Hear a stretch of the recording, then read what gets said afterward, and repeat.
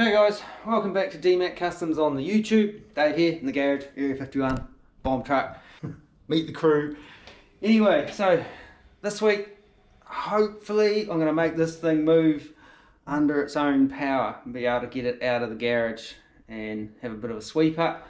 So yeah, if you watched last week, finally found that pesky oil leak, and once again it was a not so cheap aftermarket part that has let me down, I believe. I don't think it was me that overtalked it. I am 100% positive. I checked all that shit about 5 times, and I was very particular on how and I talked that oil pan down, trying to do everything by the book, if you know what I mean. And yeah, there's a casting crack in the oil pan. If you haven't seen that video, go back and check that out. It's kind of towards the end where I finally discovered that after weeks of fumbling around trying to sort out the problem. But before we get this thing down on the ground, there's a couple of other things I've got to do, or I want to do, well, a couple I've got to do, and then we'll get this thing kind of fired up, see whether my JB welding is going to hold. So let's do it.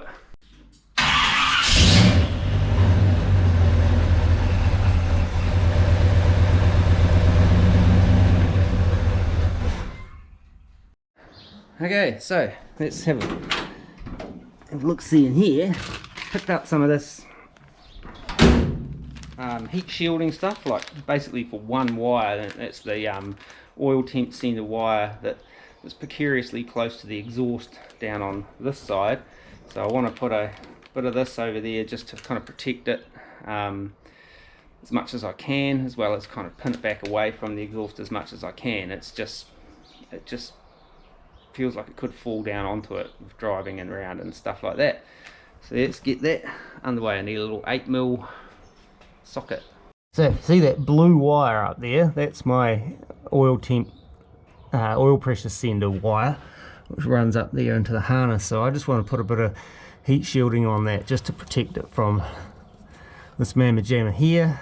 I can't really sort of figure out a nice way to route it to get it away from there. I could maybe come down around here a bit and maybe pin it back over here, but it's still gonna kind of be close-ish to the old, you know, what do you call it, the exhaust manifold. So I'll just get this wire off here and then we can figure out how to get this stuff on there. Alrighty, so I've got to figure out, I want to get quite a bit on there, I guess, so cut it off about there. Kind of tricky. Yep. Now the trickiest part will be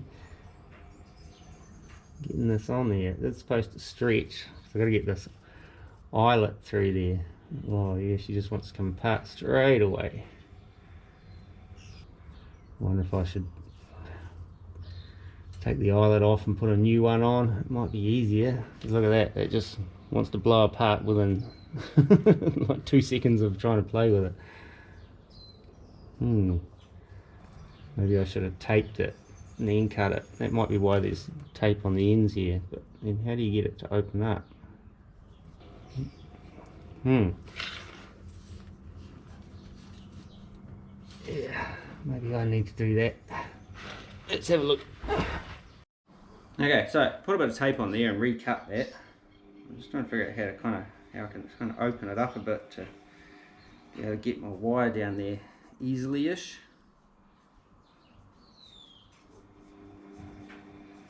Oh yeah, oh, now it's turned in on itself.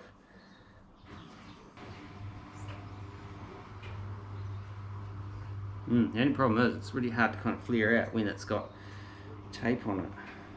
Kind of a pain in that respect. I wonder if I could put some new tape on it, but loosely.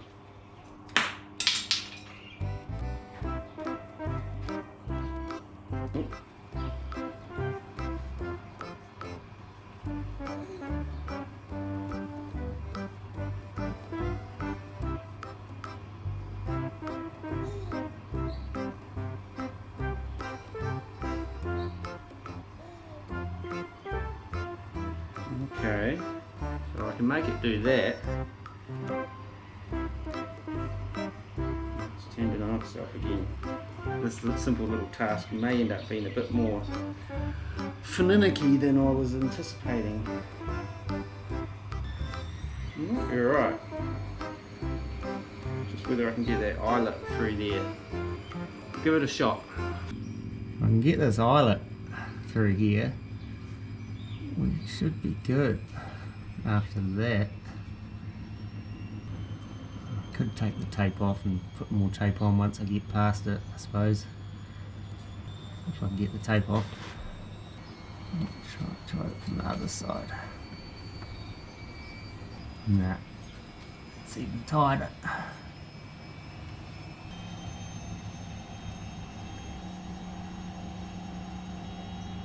Oh, it might be good now, lads. Where is it? There it is.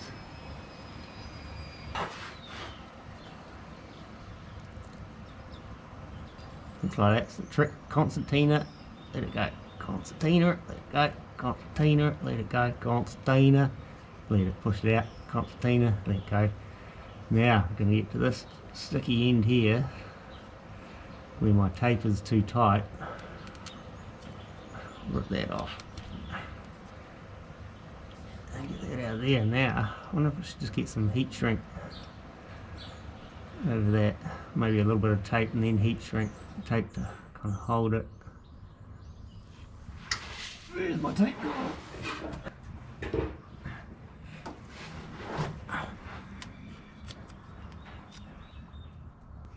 Alright, I'll grab some heat shrink and I'll heat shrink that on there too. I mean, it's not,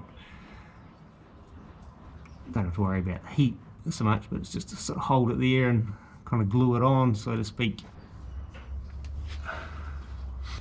And now some heat.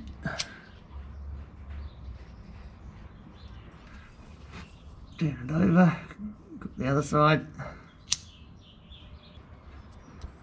And that should be that. Now, can I get up the top and wrap a bit of tape around the top just to stop it rolling back down? It should be alright. Okay, so I got some tape up the top, just to kind of try and hold it. I still don't want this kind of sitting on the exhaust if I can help it. No matter which way you look at it, it gets close, so I can double that back on itself that way. It's probably a little bit long, to be fair. Yeah, there it is, I think, hopefully. On that bolt and washer. I'll just get this put back on and move on to the next task at hand today, whatever that might be. Wheel nuts, I think. It's me heat shielding stuff on that wire, so hopefully that's all good. There's me JB Weld looking, and that stuff dries like rock hard. As to whether it's kind of sealed up that leak, time will tell. I'll show you. I got that little bit left over that I had, and it's like a stone right now. It's like real hard. Oh yeah, it can break, but then now that took a little bit of a hit. It's got a little bit of give to it, but it will break. So I imagine if you did over torque that tab on the old pan, the oil pan, and you did it again and there was like a pivot point, you'll break it again. But there's a little bit of flex to it too. I noticed it was squished still, but whether it has bit in there and kind of holds on enough to stop the oil coming out past it, that is kind of the key thing at the moment, until there comes a point where it gets too bad and I have to take this motor out and put a new pan on it. Like right now, honestly, I just don't have the money, and I don't have the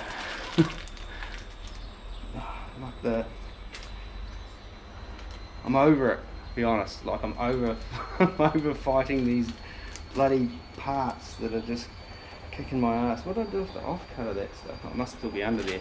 So, you know, I just kind of want to keep moving ahead, not going backwards constantly on this freaking thing. I mean, don't get me wrong, I love the car, but I'm starting to not like it quite so much, you know, with all the drama that comes along with, you know, like I said, aftermarket parts that are just kicking my ass. Hopefully the Holley system doesn't do the same thing. Some of it's my own incompetence in that at times, but some of it's just not. Okay, so guess it's time we can probably fire this thing up actually and just see whether that leak's holding, just for curiosity's sake. The battery on and connect. Probably still got to do that bloody wiggly relay wire actually, but the power there.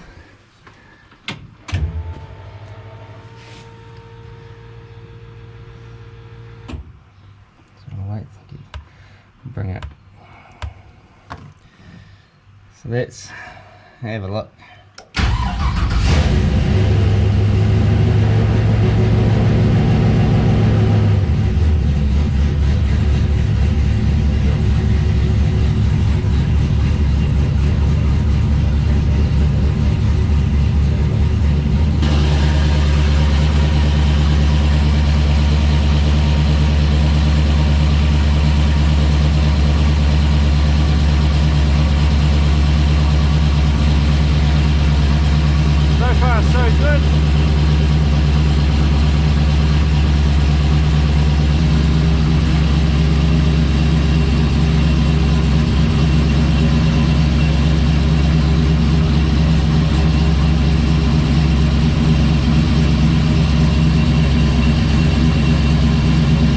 Just shut it down again. I just see that bolt head there. We're getting a little bit, whether it's just a bit of extra that's ended up under this plate or not, I'm not sure, but I'm going to take this plate off and have a look and just make sure that there's nothing weird happening with that kind of little casty bit there. I just want to do it before this thing gets too hot.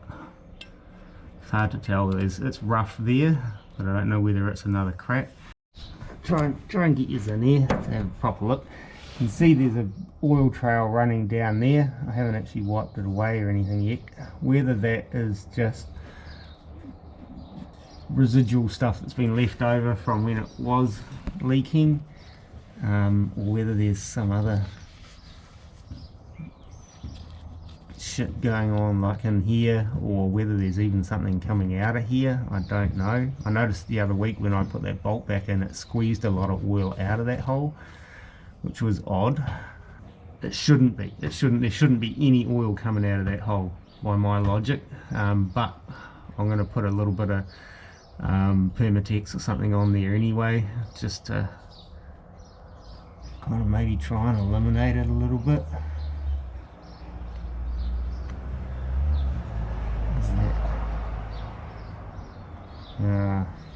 She's coming back, I think. Okay, I think we're actually still weeping out of here a little bit. Damn it, what a pain.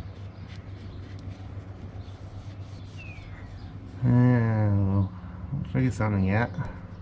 Little update, I got some of my other JB Weld stuff that I got, and I'll just kind of rub the thin skim over the top. I actually was rubbing it on there and I broke a piece of that other tank repair stuff off in that corner, so I'm just getting a bit going on in there. It should cure in about 25 minutes, so in the meantime, that little hole there, see the oil coming out of there? All the oil sitting in there? That is what's weirding me out. There shouldn't be. So whether that hole has been drilled too far through and is contributing to my leak, I might try and give it a good kind of clean out, stick a rag and a pin and stuff in there and see what I can clean out of it, see if it keeps coming. You know, that bolt hole is just to bolt this cover on, even on the factory application. There shouldn't be any oil coming out of there. Best approach to seal that up. I got copper washers and stuff. I don't know whether I just use Permatex or something and try to kind of goop it up, or whether to put a copper washer behind this plate. I don't want to kind of like leave the plate off because crap and that'll get in there, but that definitely shouldn't be like that. Dang nabbit. Junk, man, junk. That's the washing machine. Screwdriver's too long. Probably too big. Yeah. Okay, so I think that is possibly a second leak. I'll give that a couple of minutes and see what more comes out of it. Okay, so it's a blind hole. Didn't go through anything. There's probably another casting crack or something that runs into it, because there's definitely a reasonable amount of oil coming out of it for such a small, what should be a closed off cavity, if you know what I'm saying. My goodness.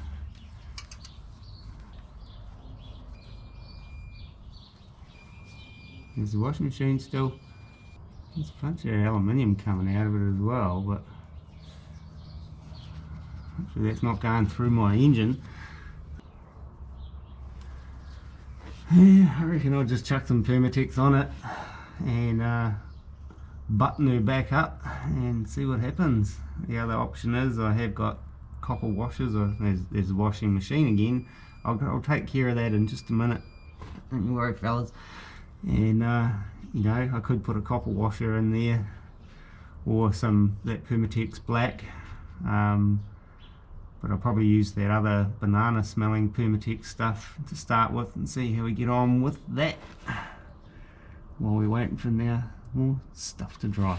Back in, I put some of this stuff on, Permatex aviation former gasket, and managed to get it all over my hands and stuff, so I've been just cleaning that off. So we'll leave all that for now, then we'll get on to these wheel nuts, I think. So mostly fixed that leak by the looks of things. How long it lasts I don't know, but I mean for now, just to carry on, keep moving forward. Might have to revisit it later with some other way, I don't know. Like I say, I can't even pull that sump pan off without pulling the motor out. But that's the way the cookie crumbles. Might be easier if it was on a lift or something, but trying to do it on my back on the ground is just hard yards. So next up on the agenda is, before I can make this thing roll, is I've only ever had a couple of wheel nuts holding each wheel on. So I went a couple of weeks ago, I was at work and I had a bit of free time, so I did a bit of internet shopping and bought some wheel nuts. Now I bought, these are for the back, they're metric, and these were for the front, but in true DMAC Customs fashion, I just kind of went off the internet and bought the wrong size wheel nuts. These are 1/2 inch fine thread 20, so 1/2 inch 20s, and I need, I think it's 7/16. I did some more interneting. I've got to confirm that before I go and pull the trigger on some more wheel nuts. But I did go rummaging through my little grey cabinet of mystery, and I have found some more. So I found another couple, so we'll have 4 and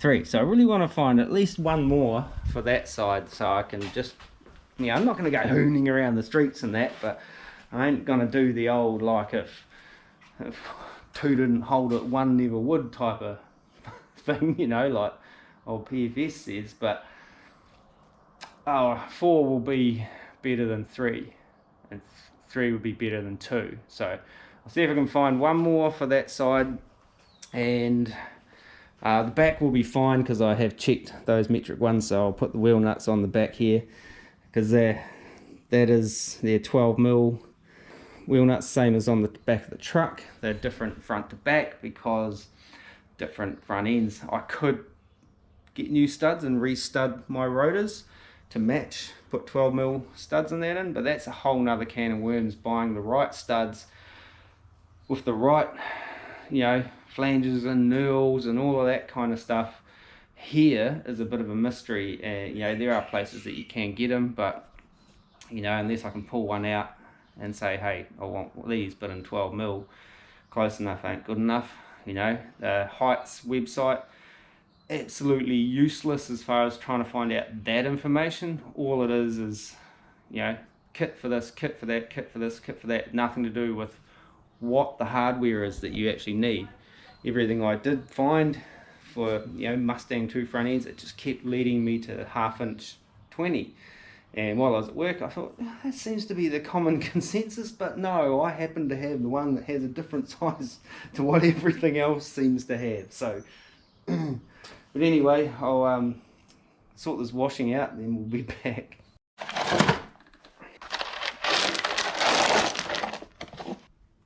Nope.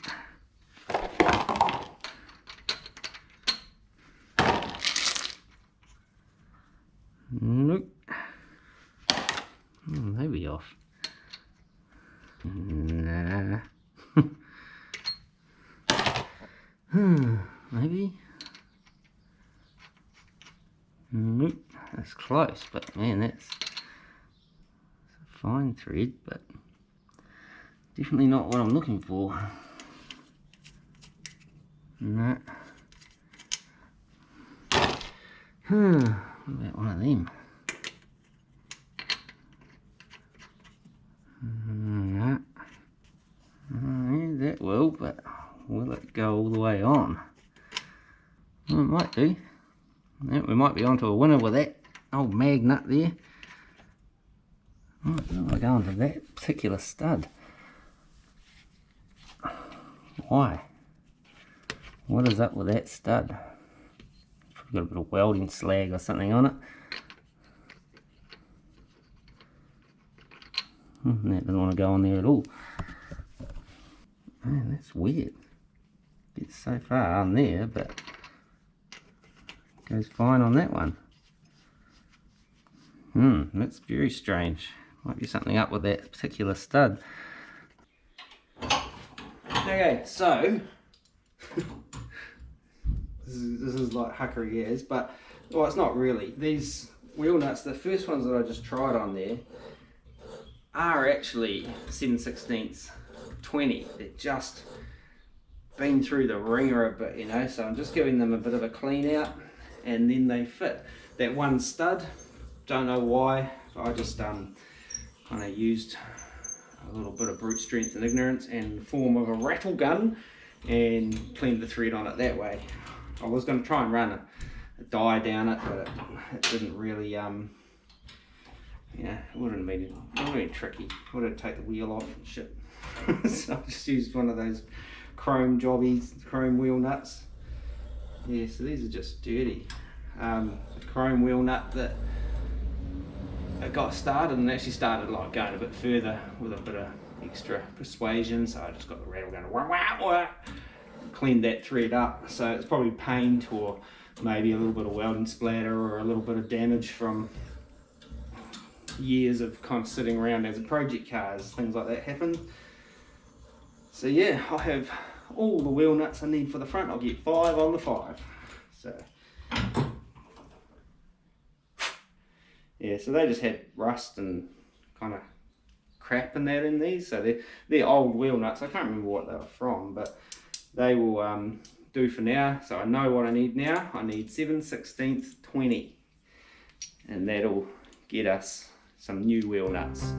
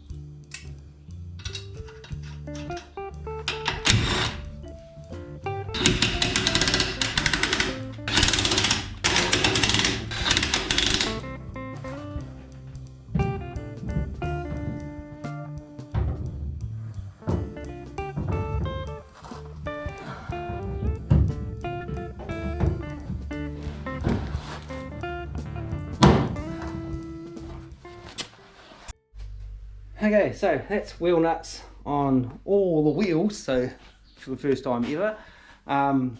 Notice the studs on the rear are actually really short. They actually don't come out past the wheel nuts, so that's going to be a cert fail when I get that far, which is it's a pain, but I had to do it on the truck too. They weren't happy, even though I was using factory wheel nuts and stuff. They want them to protrude so many threads past the end of the nut, which is fine unless you got those enclosed nuts. But anywho, that's a battle for another day. I'll have to go down that rabbit hole again, but I do have the old studs out of here, so I can measure those for the knurl, because they're the same axles that are in the 51 that are in the bomb truck.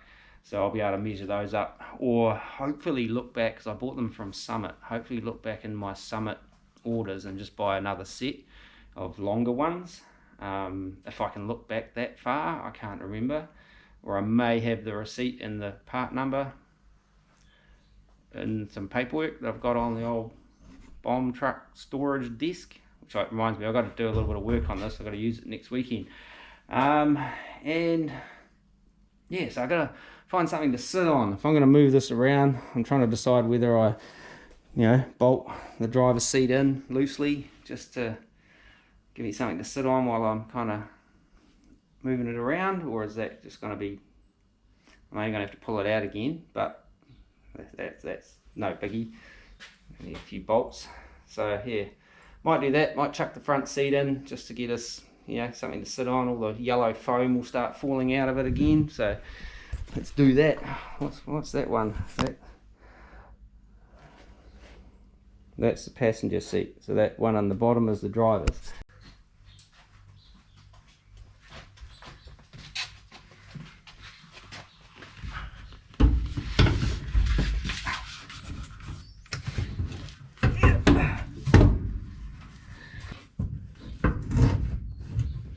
Okay, got that in there. Just got to get some bolts in.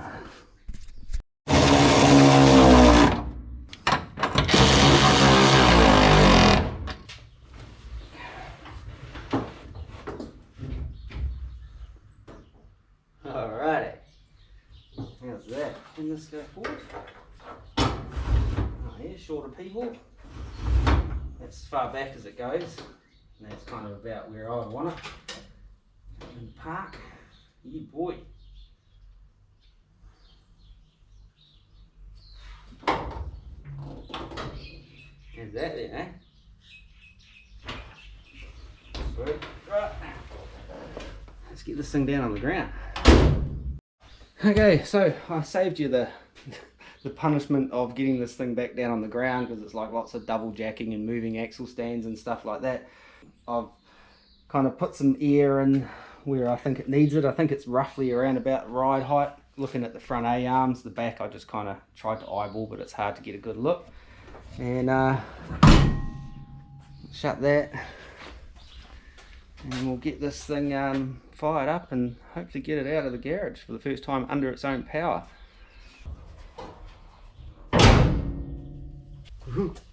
Sorry.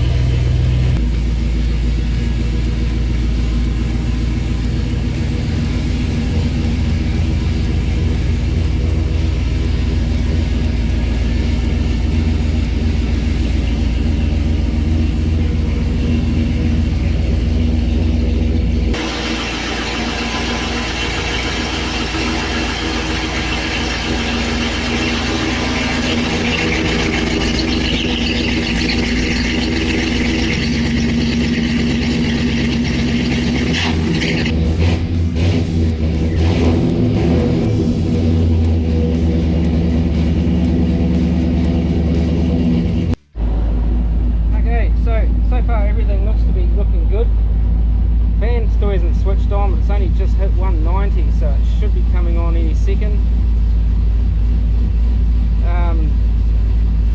Yeah, fuel's probably a little on the whatever high side. There's the fan just come on, I think. IAC position I think needs to be adjusted. I did bring the idle down. I had been messing with the actual butterflies, and I had that kind of wound up, just wound that back down, so it is actually kind of idling around about the right spot. Had to do a throttle position reset. It's probably still idling a little high. It's sitting on around, yeah, sort of around 800 RPM on average. I have got it set to 750 in here, which tells me that that needs to come down just a scotch more. Probably need to put some petrol in this thing actually. It's not reading bugger all on the gauge, but we did have about 10 litres in it when we first got it fired up. Just had a little check underneath, couldn't see any oil at that point, so might just see if I can get this idle sort of dialed a little bit more. Yeah, see where we go. Do a quick TPS reset. Push the pedal to the floor twice. And the fan's awake now. Next, successful, done. Cycle the ignition.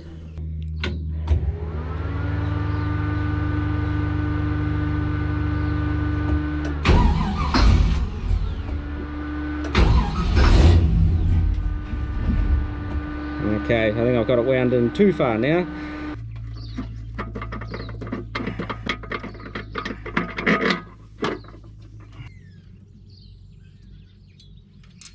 That should be about it.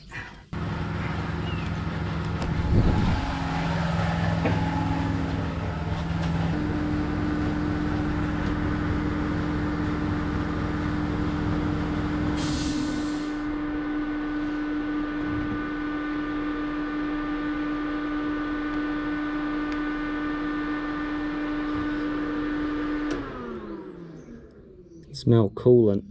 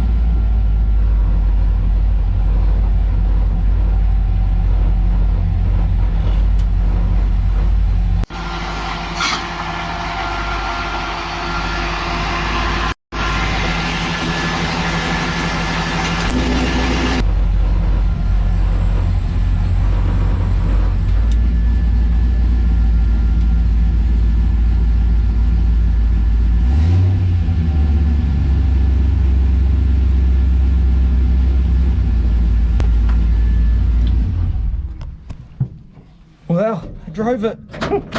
Exciting.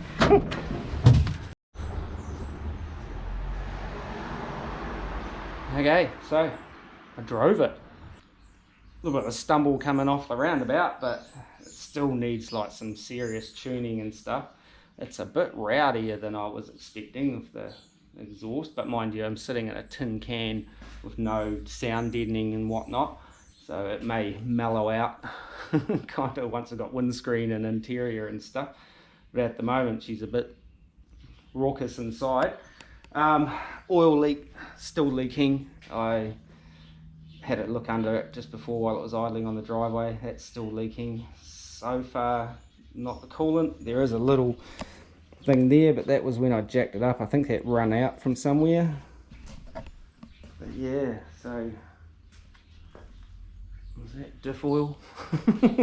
Maybe, who knows? But yeah, so it runs and drives. Not the greatest. The suspension, the airbags are all just set up so as you go around corner it's shifting air from side to side, which is not what it's supposed to do. So once they're all plumbed in properly, you know, to how it's supposed to be, then it should be all right.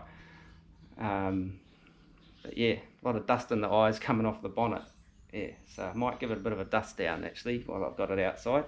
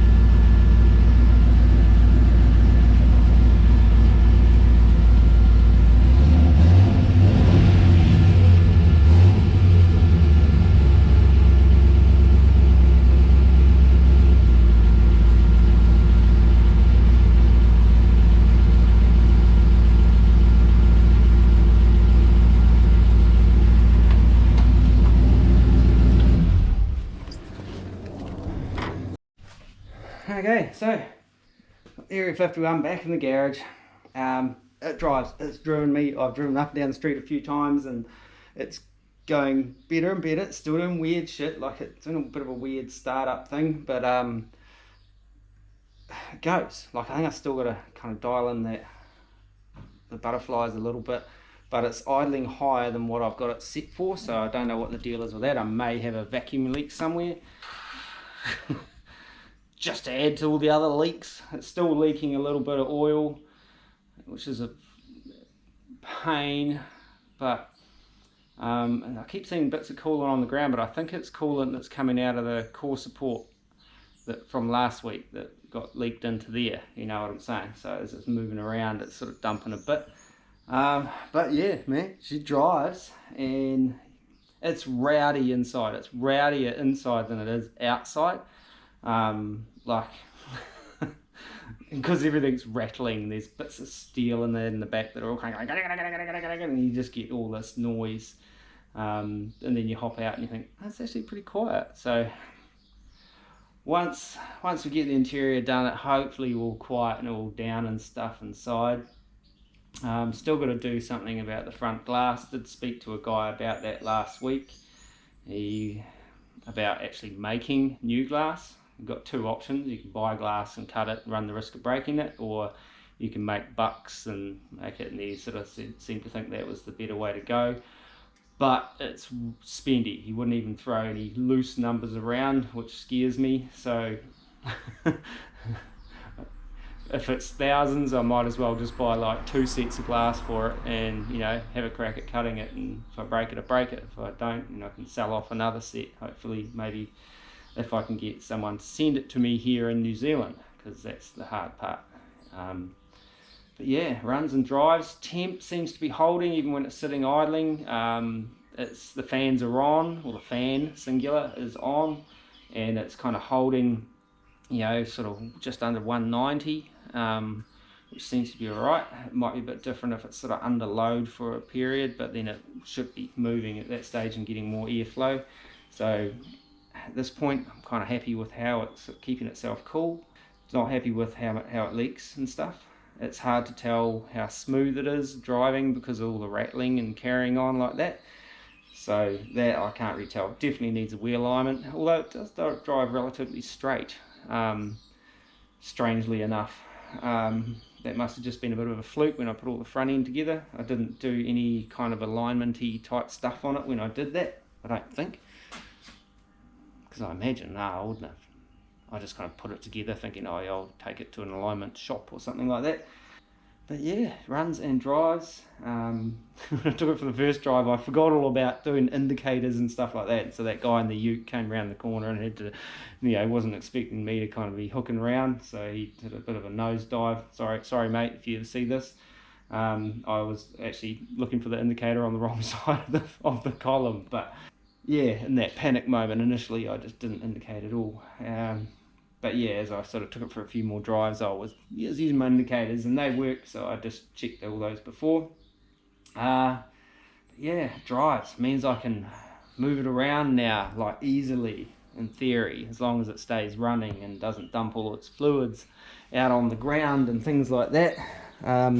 Still definitely needs a lot of tuning. The self-learn part of this thing I have learnt myself is just really a get you up and going thing. You still really need to tune it or take it to someone who knows how to tune it and stuff like that. For now, I'm pretty happy that it moves and goes and stuff. It still needs a lot of work, so don't you worry about that. Oh, it's a spiderweb. There's a big scratch in the roof and I'll scratch my shiny paint. But yeah, so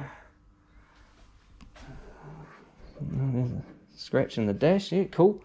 Is that the one I did with the vacuum cleaner, or was that a different one? That's a new one, I think. Rough, man, rough. But yeah, so that's where we're going to leave this video on Area 51. First drive on this project. It's been 5 years, pretty much. Yes, 5 years since I got this car. And yeah, in between doing stuff on the bomb truck and, you know, other things and whatnot. But yeah, so 5 years, first drive, got it this far.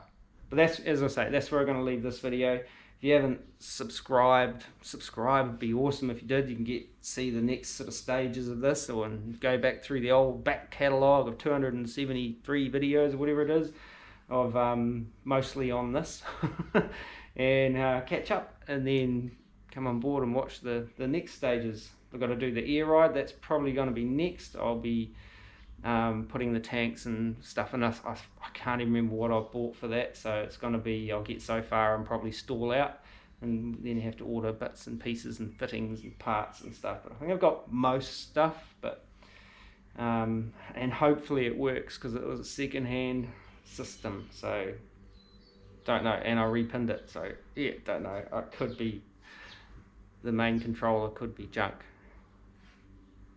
I wonder if I should test it all. Anyway, like, share, comment, and as always, thanks very much for watching. Until next time, take it easy and peace. Sorry, that way. Peace. Right, now I've got to do some work on the bomb truck for next weekend.